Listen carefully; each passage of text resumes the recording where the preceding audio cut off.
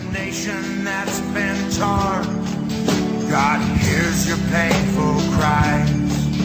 I will stand with you, my friend, for justice will amend America,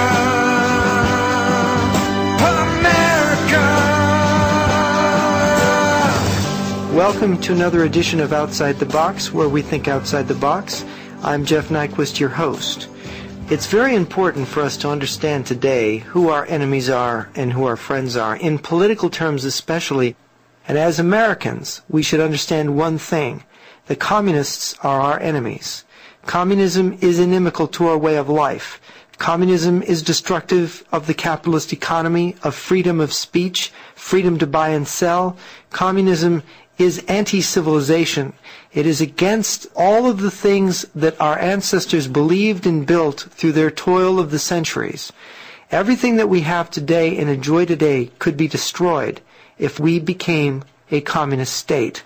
And my guest tonight, my special guest, is Olavo de Carvalho. He is a Brazilian columnist and writer, and he has been trying to alert his own people, the Brazilian people, to the danger of the new communist revolutionary method, which is taking over not only Brazil, but all of South America. I want to read from Olavo de Carvalho's open letter, which kind of describes his predicament as a Brazilian. He writes, "Any anti-American lie, even absurd, is immediately taken for granted as pure truth."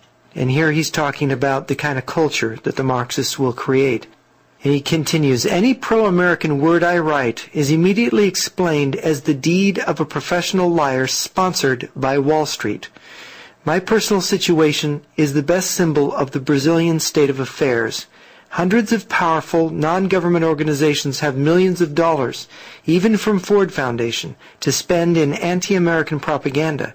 But the only Brazilian journalist that fights against them, with his own personal resources, with no American or local support, is accused of being sponsored by Wall Street. My life is turning into a Franz Kafka novel. If I believed in reincarnation, I would choose to be born again as a communist or a radical anti-Zionist. It's the best of lives for a Brazilian. Is it really impossible for American conservatives to take account of what is happening here? Is Latin America's little axis of evil so unimportant for you? Is it really impossible for Americans to say a single word in defense of themselves in the Brazilian press? Don't you really have an embassy here?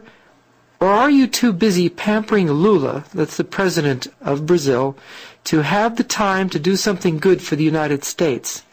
Are pro-American Brazilians so contemptible, both from American and Brazilian points of view, that they should never be believed at all?" This is the letter of a man who, in defending America in Brazil, in defending the traditional values of his own Brazilian society, had become completely isolated by a culture that had been changed by Marxist culture war, advocated by the Italian Communist Party founder Antonio Gramsci, and advanced by Herbert Marcuse, an American political science theorist, has been the idea that the communists, instead of immediately making a revolution, instead take over the culture. They change the churches, they change the publishing houses, they change the nature of entertainment and news media and the universities, so that what comes out is something inimical, ideas and ways of thinking that are against the traditional civilization, that are going to, in time, pave the way for a new order, or rather, a communist order. And in Brazil, the Sao Paulo Forum, which is what our guest tonight is going to tell us about, has been the coordinating body for coordinating the Marxist left and the soft left in a movement to convert all of South America into a fortress of communism, with missiles and nuclear bombs with which to attack the United States of America.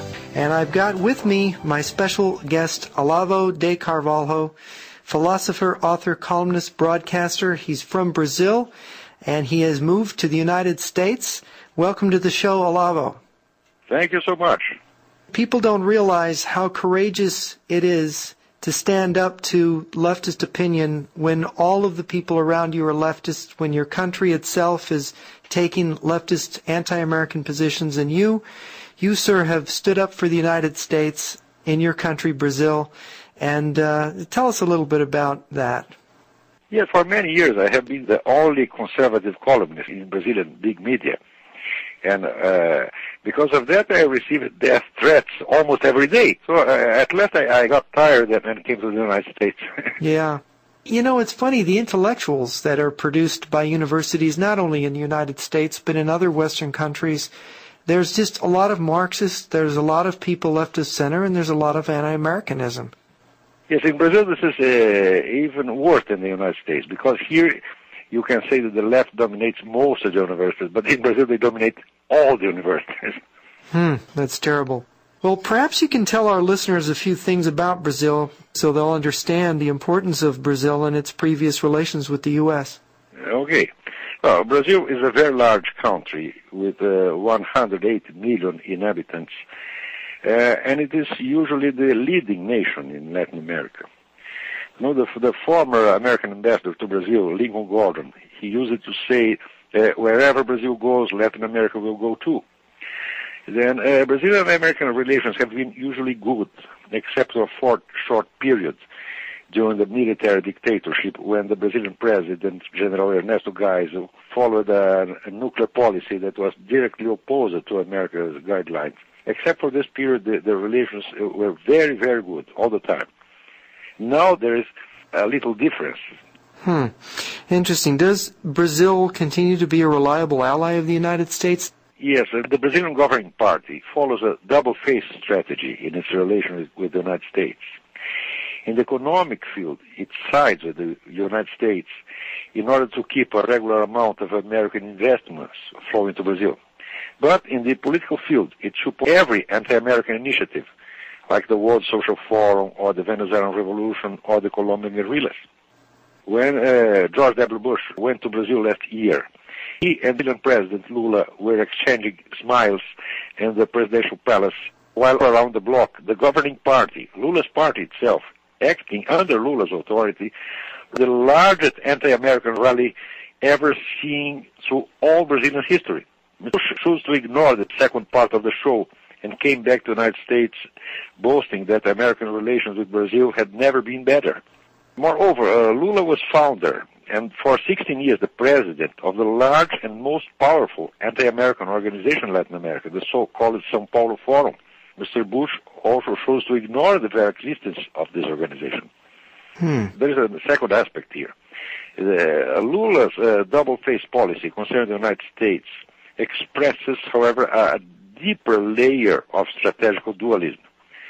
The present Brazilian government keeps the free market economy running at the same time that it builds a highly centralized power, destroying the opposition parties or forcing them to submission, fosters an anti-capitalist ideology that criminalizes business as crude exploitation of the poor, and strangles little business with high taxes.